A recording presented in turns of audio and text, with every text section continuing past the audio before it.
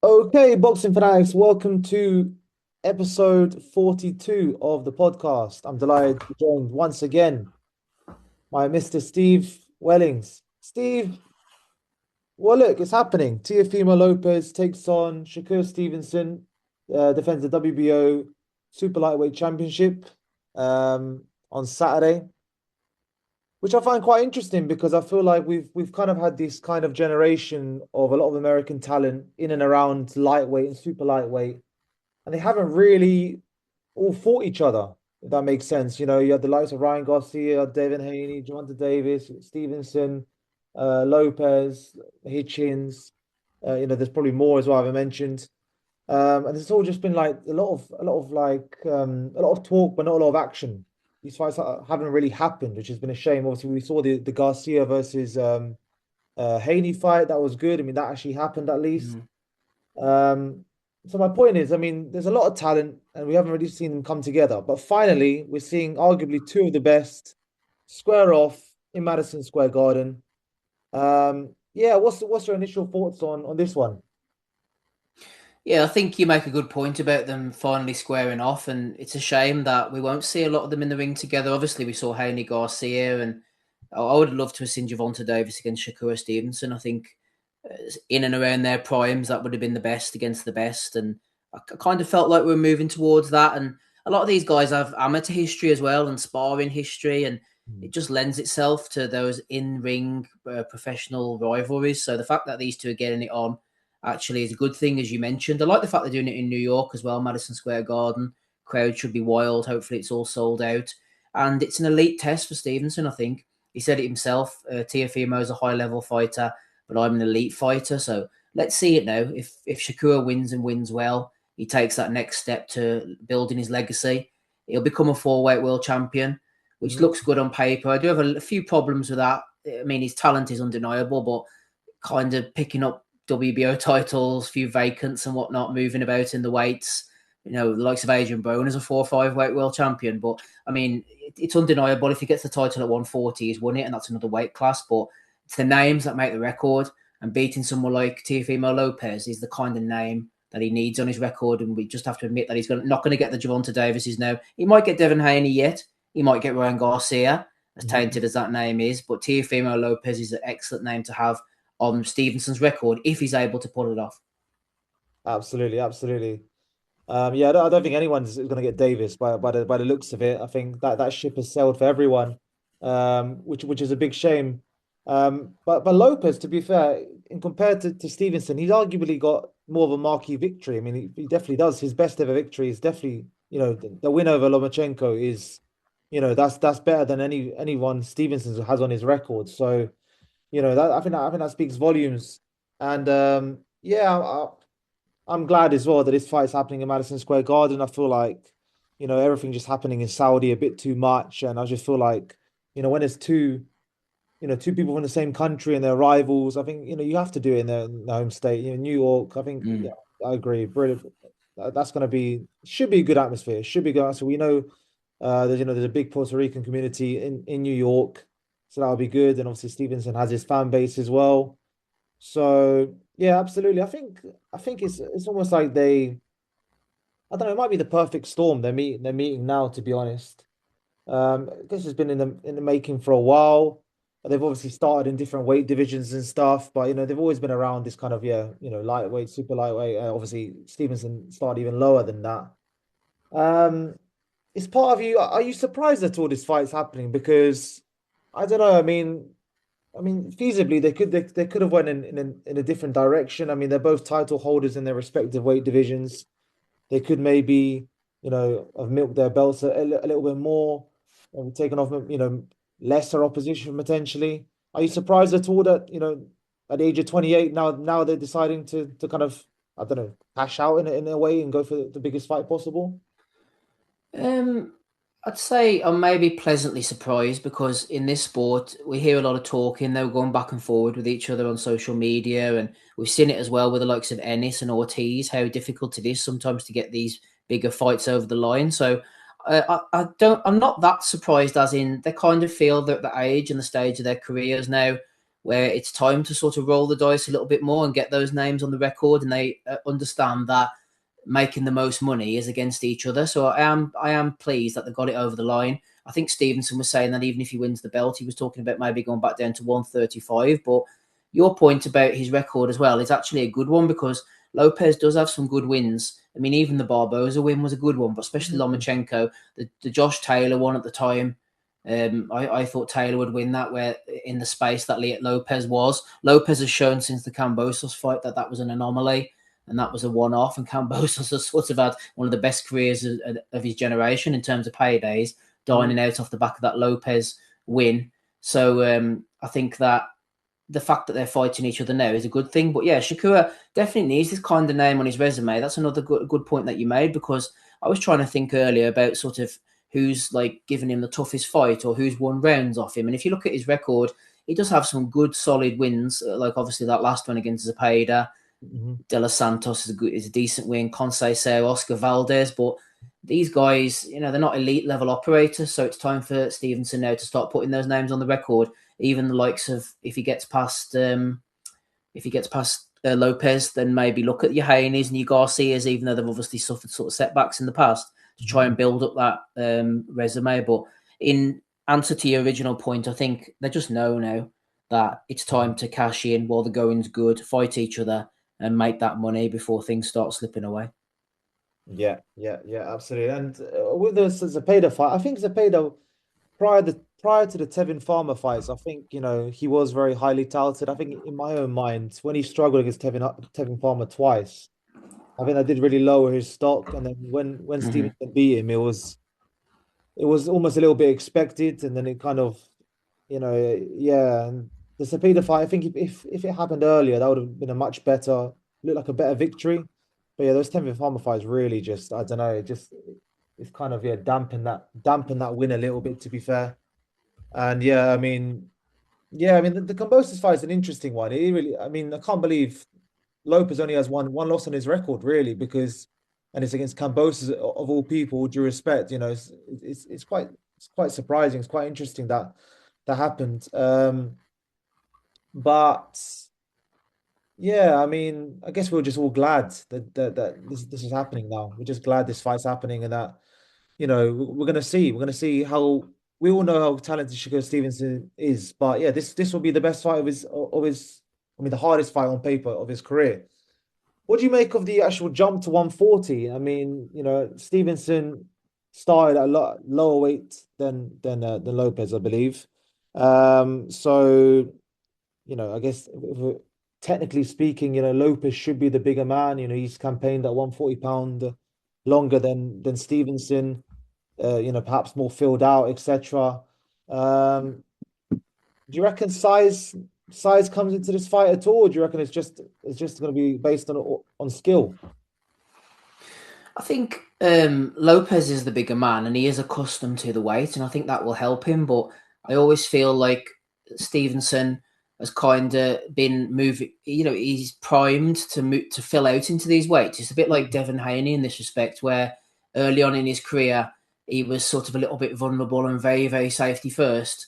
And then he moves up in weight, and in his last fight against Brian Norman, who's a much bigger guy, and suddenly Haney looks like someone who's just filled out nicely and hasn't got those weight struggles anymore. And he sits down on his punches, drops the opponent, and boxes his way home and looks as fit and as healthy as he ever has. So I just wonder whether some of these guys are boiling themselves down so much.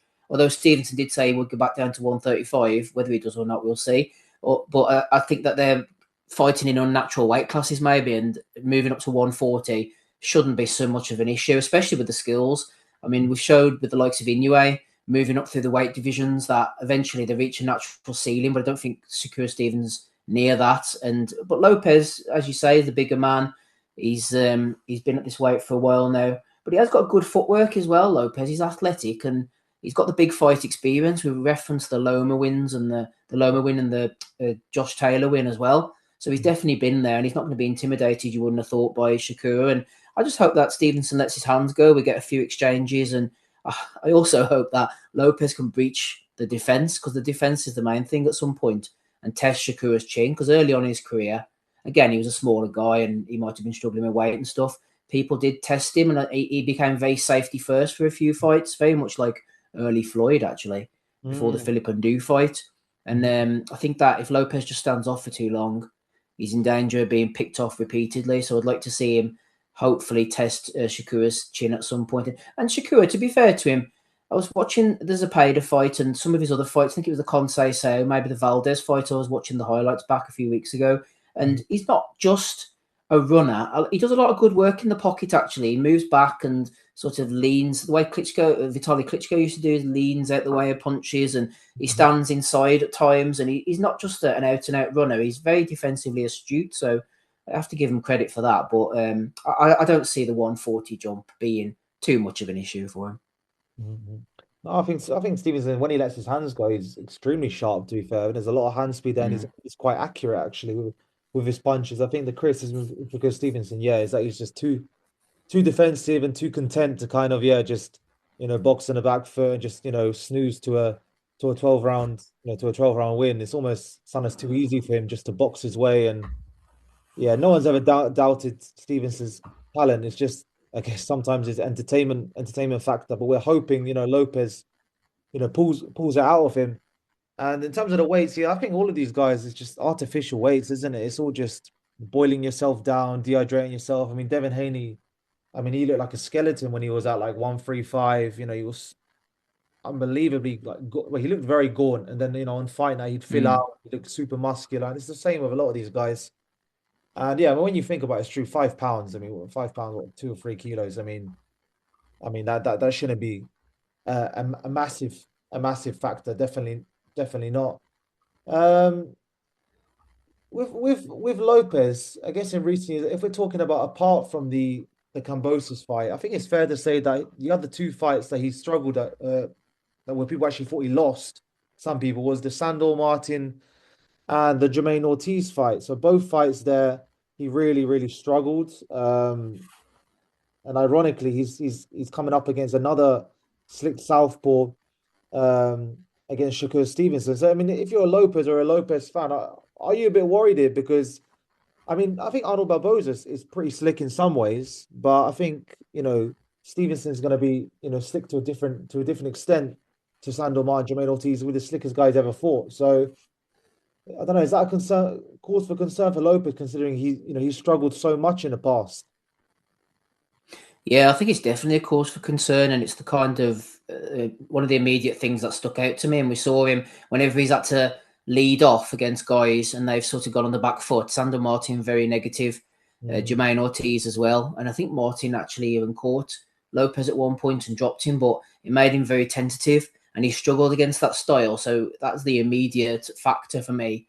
You look at it and you think Stevenson is like levels above those 2 guys, and look at the trouble he had with him. I think the thing was with Barboza, Lopez was just more athletically gifted and his hands were just too fast from what I remember. Like Barboza just wasn't fast enough, and Lopez was catching him with shots and moving in and out. And once he got into a rhythm, Barboza just had nothing for him. So that was an excellent performance by Lopez that night.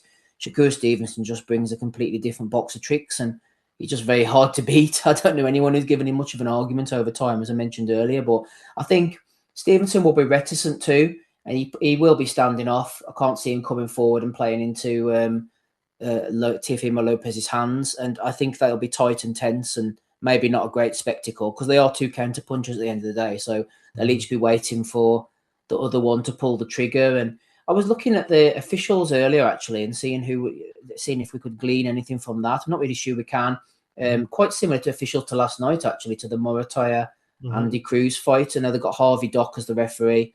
No issues there. Very experienced. He's from that neck of the woods. And then a couple of New York referees, Max DeLuca, who scored the Morataya fight, a draw. Eric Marlinski, who's been around a long time. And then Steve Weisfeld, who had it 116, 112, also scored the Morataya fight last night. So a lot of crossovers there, but very experienced judges. Although they were saying on the broadcast again about the experienced judges, and then one of the guys, Tim Cheatham, I think it was, put in a 118, 110. So you just don't know what these judges are watching. And we could be watching one thing at home. The commentators could see a different thing. People at ringside could see a different thing, and the judges could see something altogether different, and you could have wide scores. But I imagine it'll be tense. I imagine it'll be tight. People will be moaning afterwards about the scoring, no less the fighters themselves. But I mean, not to jump too far ahead, but I think Lopez will maybe struggle in some of the rounds, and there will be hard to score. Yeah. No, I can see that as well, and I think that's a great point. I think these are two counter punches. Lopez's best performances. I mean, apart from the Lomachenko fight. I mean, against Josh Taylor. Josh Taylor's someone that generally comes forwards, and when you're coming forward against him, that's when Lopez really shines. So yeah, I agree. I think it's going to be a real boxing purist kind of fight. Yeah, very somewhat cagey, maybe a bit of pot shotting here and there. It's gonna be like, yeah, it's just gonna be a very boxing purist fight. It's gonna be one of those, yeah, where it's gonna be like very subjective. I imagine very subjective. So it remains to be seen.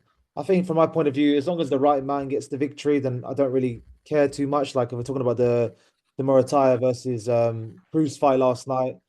I thought it was close, but I feel like Murataya definitely deserved to win. So whatever the judges, Mm. if they'll do 118, 110 or whatever, if one wants to throw a draw in there, whatever, just like as long as the right man gets the victory, I don't really care. But there's definitely potential to be, I guess, a bit of controversy here. From what I've seen, I think it's a co-promotion. I think Bob Arum's involved, Top Rank, and then also Matchroom's also involved in this. So it's kind of a co-promotion. No, we don't like to speak about, potential, I don't think it's going to be a robbery either way. I think it's going to be, close fight, and it's going to be just the better boxer's going to win. I have faith the right man's going to win this fight. Um, from the odds, Stevenson is the slight favorite. I've seen some quite heavy in terms of Stevenson, despite being, I guess, I know, and he's a multi-weight world champion, but technically speaking, he's coming up in weight to face Lopez, in a higher weight division. And when me and you we previewed the Morataya Cruz fight, we both picked Cruz and he lost. So I don't Yeah. know, you know, are the odds anything to look into this time round? I don't know. Like you say, I'm on a bad run anyway. I know I went for Matias over Dalton Smith, and then I went for Cruz against Morataya. So maybe third time lucky. See what the odds makers have come up with. I'd say they probably have Stevenson ahead. Just a slight favourite or whatever. But I think to be honest, it's hard to glean. These guys are so experienced at this level. It's hard to glean anything. A Mhm. couple of things that did come to my mind was whoever loses the fight. I mean, the meltdown's going to be epic. Whatever's going to happen. I mean, you don't know especially Lopez. If it's Lopez, as I expect it to be. I mean, who knows what he's going to come off with in the ring or on social media afterwards. So I suppose that's something to look forward to. And also, I think the messiness and the tightness could lean into maybe it becoming a bit dirty at times. I know Shakur's had issues with like pulling heads down and low blow deductions and stuff, and Teo's a little bit unhinged to say the least at times. So I could see it getting a bit dirty, and then ending up controversial and maybe setting up for a rematch. I know we're getting ahead of ourselves, but I could see something crazy going down maybe. But yeah, whoever loses, it ain't. They're not going to take it well. Absolutely not. I mean, Lopez is. Oh, I'm getting flashbacks of what he's saying in the ring and stuff after certain fights, and he's, yeah, I don't know. I don't know. Not the full biscuits, maybe a little bit too exaggerated, but he's, yeah, he is what he is, isn't he? He's an eccentric character. He's an eccentric character. Let's just say that, and he's a bad loser for sure. So Yeah, yeah, I think you're yeah. right there. We can at least look forward to some post fight drama. Yeah, even Stevenson himself says some funny stuff, I guess, sometimes as well. Let's see. Yeah. Who'd you say who's in better form at the moment? Because I'm just looking at their last two fights. So we got Lopez, who couldn't knock out Claggett, Steve Claggett over 12 rounds. I don't think that was a good look. But then the Arnold Barboza. I have to be honest, I've not been convinced of Lopez's power since he's moved up. I don't know. I just don't feel like it's there. When he was at 135, I felt like he had more power, he had more pop. Like there was more potential for him to knock someone out. I just don't see that much at 140 for some reason. And then we got Stevenson, who, boxed Zepeda's head off, but then, a lot of people weren't impressed with the Padley win. Even though he dropped Padley and got him out of there. I know Padley had like 5 days or whatever to get ready. Mm. You know, I mean, who's coming into this with better form, do you reckon? Um, it's hard to say because like I said, they're both such experienced operators, and these days people fight very irregularly. I'm even looking at the records now, and a couple of fights a year is kind of good now. They both had times over recent years where they've only fought once. Lopez only fought once in 2023, only fought once in 2025. Which is the Barboza fight. Stevenson only fought once in 2024. These guys aren't active. You can't look at them and say these days the top level fighters and say, oh, there's great momentum coming in. But I think the Zepeda win was good for Stevenson. I thought he dealt with him quite well. You're right about the Tevin Farmer issues. That kind of took the sheen off a bit, but Stevenson sort of fought him in the pocket and didn't back off as much. So I think that was a good one. The Padley one, you can't really take too much from that, as you say. Floyd Schofield's supposed to have that fight, and he ended up sort of taking Padley very lightly and sort of facing the consequences until he eventually got rid of him. But as for Lopez, you're right. I'm trying to think of the last time he really did an explosive, impressive stoppage. And I'd say it was way back to 2019 at the end when he stopped Richard Comey to win the IBF lightweight title. And he's only stopped one fighter since then. That was Pedro Campa 3.5 years ago. So he's definitely been going the long route ever since. And he's become accustomed to going the 12 rounds. In his last 4 fights in a row, he's gone 12 rounds. So, the punching power definitely hasn't followed him up. So he's going to have to rely even more on his speed, athleticism and stuff if he can't make a dent in Stevenson, which makes it, I suppose, even more of an uphill task. Yeah, absolutely. I think if this was at 135, I'd actually say maybe Lopez would have maybe a bit more of an equalizer with the punching power. But yeah, like we're saying, I don't see that Lopez at this weight. I really don't. And it remains to be seen what Stevenson's going to be like at 140. I mean, will Stevens have a bit more pop? Who knows? These guys drain themselves so much that a few extra pounds, and all of a sudden Stevenson might, and if he's forced to throw more, and sit in the pocket a bit more, who knows what could happen? I mean, stranger things have happened. I mean, Stevenson dropping Lopez or knocking him out. I mean, stranger things have happened, definitely. Yeah. What's the keys to victory in this fight? I'm trying to think. This is like a very technical fight, so I'm trying to break this down in like a very, in a very lay way because even I'm thinking, how is this? What is the keys to victory here? Because we have a very slick southpaw, and then we've got a counter punching, orthodox fighter. I think with someone slick like Stevenson, is it fair to say that Lopez probably needs to go to the body quite a lot?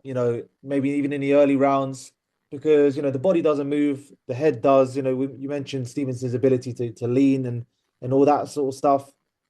Does Lopez really need to go to the body this fight and maybe try to slow Stevenson down a little bit, and then maybe have more success, I guess, later on?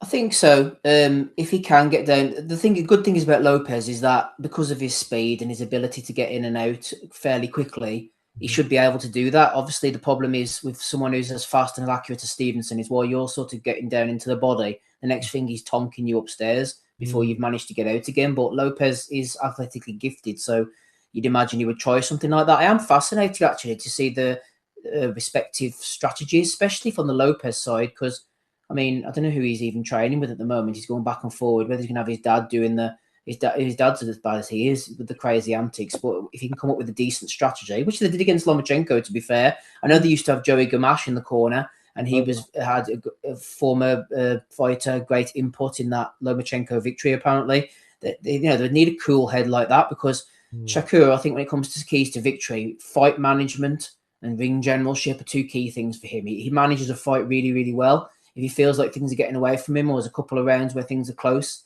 he'll be able to sort of separate himself again. And it'd be fascinating to see how Lopez approaches it. And if he's down after a few rounds and he feels like he needs to put the pressure on, I could just see them like statues early on. And then it's down to who's going to put the foot down and try and take the fight by the scruff of the neck, who's going to take centre ring.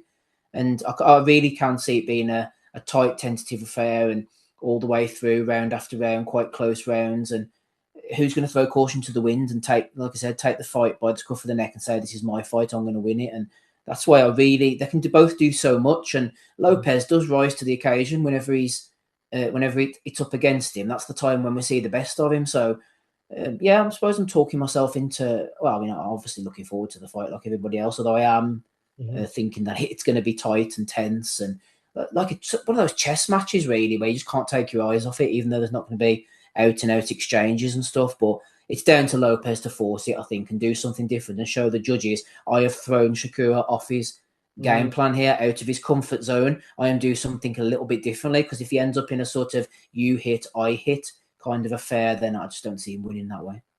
yeah, yeah, yeah, absolutely, absolutely. And yeah, I mean, Lopez, I mean, you made actually a great point there. He does actually fight his best when he's facing better opposition. It's actually true. He's like the opposite of Lopez. When he faces like lower level opposition, he performs really badly. But in his big fights, so when he's faced the names, like we're saying, Lomachenko and Taylor, those are two of his Mm. best performances, and arguably, on paper at least, two of his, two of the most renowned fighters he's faced. So that's a really interesting thought, actually. Lopez could produce like the performance of his career here, and beat Stevenson. That's very possible. It might just all come together.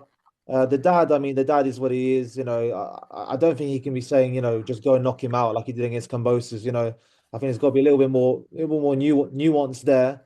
I can also see Yeah. this fight being almost like they almost both think they're just winning, if that makes sense. They're both gonna maybe box, and I can also see them just like, okay, I'm gonna box, and he's gonna box, but my boxing is winning, and do you know what I mean? Like I almost feel like they're gonna try and like Yeah. they're gonna box and just assume they're winning. But I wouldn't be surprised if it's a very tentative fight, to be honest. I'm not sure either man is gonna take too many risks, but it remains to be seen. Anyway, Steve, let's get to the prediction. So I'll let you go first. Yeah, I think I'll play it nice and safe. I'll say Shakur on points, but the point you made there is a good one. They're both going to think that they're winning it, and I could see Lopez keeping it close enough to have an argument in his mind, if nothing else, to say, "Oh yeah, I definitely won this fight." But I just think Shakur unanimous decision. It might be as close as a 115, 113. There might be an outrageous 118, 110 thrown in there, depending on what the judges like. But I think it's hard to back against Shakur on points. That just seems like a safe bet. Yeah, absolutely. It almost saves face sometimes when you think when they kind of just play it safe. It's almost like, do you know what I mean? Like if you lose close decision, you can always say, "Oh, I won that fight." I think some fighters do that. You know what I mean? Yeah, But I'm gonna go with you as well, Steve. I see we're both wrong again, but I'm just gonna see. I we might be. I don't know. It's very possible. Well, I think yeah. I think the smart money is with Stevenson. I feel like he's unbeaten and he's just very slick. And if we also factor in Lopez's struggle against other slick southpaws in the past, I feel like it does point towards maybe a Stevenson points win. But I think it's interesting. The more I talk about this, the more I think, okay, you know what? This is going to be interesting. All right, guys. Well, look, yeah, thanks a lot for yeah, listening as always. And thanks a lot to Steve again for joining me. Let us know your thoughts in the comments. And as always, if you like this episode, please like, comment, subscribe. And yeah, we'll catch you on the next one. Cheers.